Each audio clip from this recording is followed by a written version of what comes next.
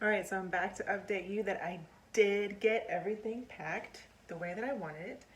All the stuff and even more. My son came home from school and he had some things that he wanted to take, so I packed the things I wanted him to take, and he has extra stuff in his bag. So everything I showed you in the last video, I got into those bags. I had one problem, that the airtight bag that I have three of them. One of them had some kind of a hole in it, so I'm just gonna have to throw it away. If you want to buy these, they don't require a vacuum cleaner, and I bought them at Target. They are at this point about 3 years old, more than 3 years old, so they've worn out and I've used them a lot. I don't know if they still have them at Target, but they're from Target. This is the brand. This size is large, the large size. And you can see it tells you where to fill them up. I posted a time-lapse video of filling these up. I'm going to put that in the description below. It's just a short, it's a YouTube short. It's like 30 seconds long. But you can see how I fold them up, roll them up to compress the air and everything. All right, so I'm not using that one because it has the hole in it, but I got 6 of the IKEA bags inside of one of them, and then 2 more IKEA bags, diapers, and some clothes inside of another one.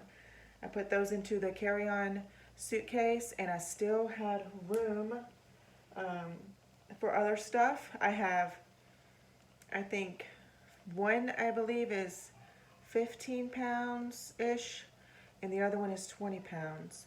And then I have,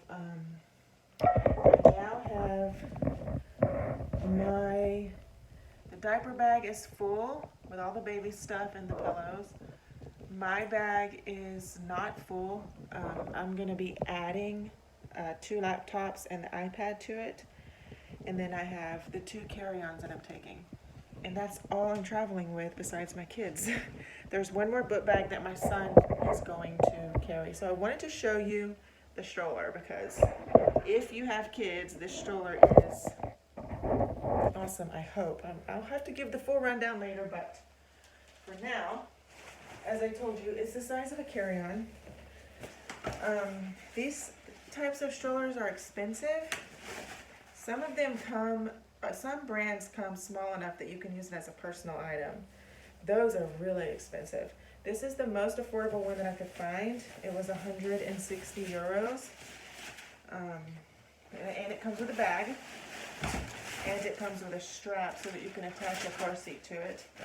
So the bag has a buckle. You can make it tight. I'm going to probably put my Tula baby carrier inside the bag with the stroller whenever I check it at the gate.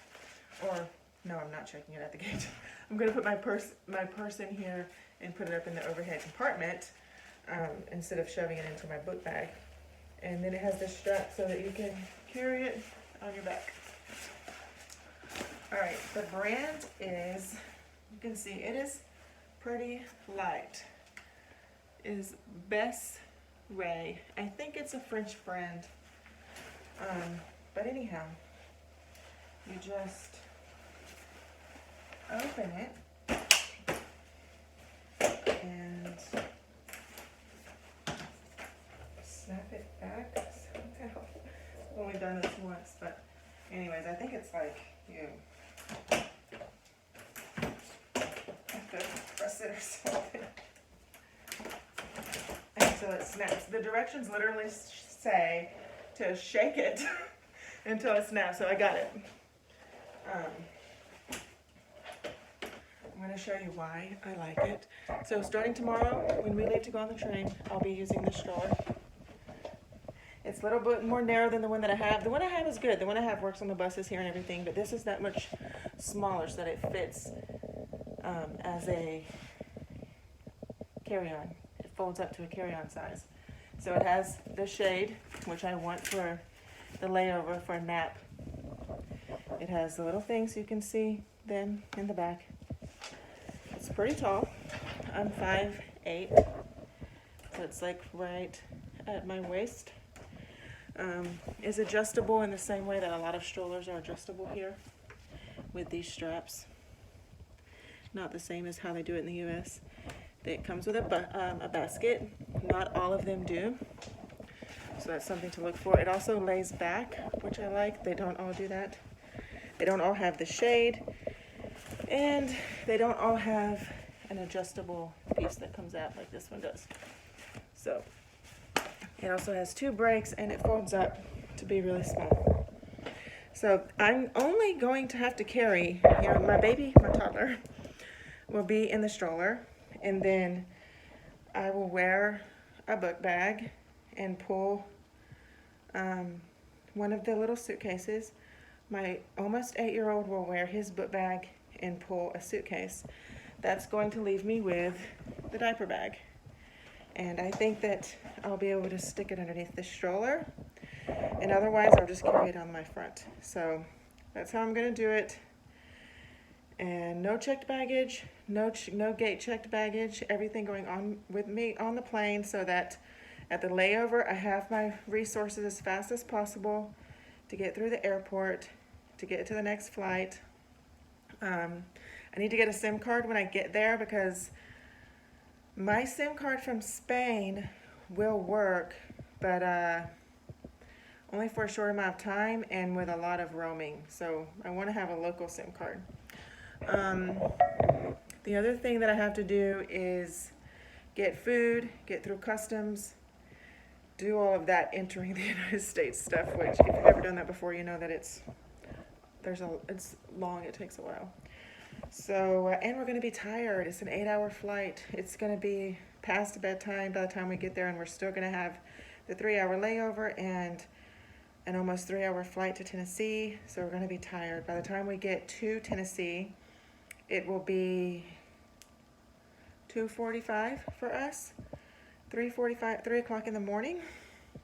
So of course I don't want to have to go and wait on baggage, gate checked baggage, none of it. I already have to rent a car, which I've already reserved.